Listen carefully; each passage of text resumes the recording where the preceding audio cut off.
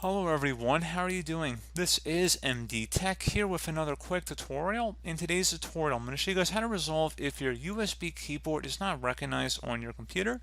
So this should hopefully be a pretty straightforward process here, guys, and without further ado, let's go ahead and jump right into it. First thing I'd recommend doing would be to unplug your keyboard and plug it back in. Sounds obvious, but I would try that first, and if that doesn't work, try plugging it into a different USB port.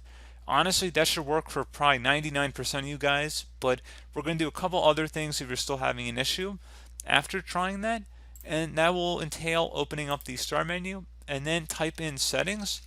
Best result should come back with settings here. Go ahead and open that up. Scroll down and select ease of access.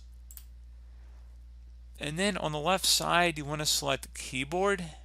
So you're going to have to scroll down underneath interaction, select keyboard.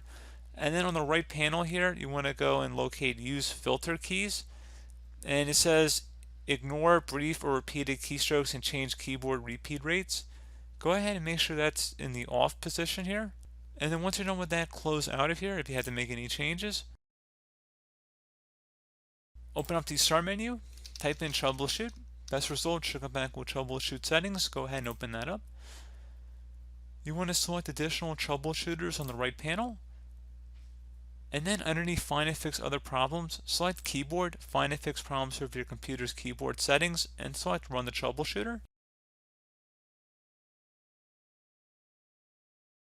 So it didn't find anything in our case, but it might in yours. Go ahead and select Close. So just close out of there, restart your computer, and that should be about it.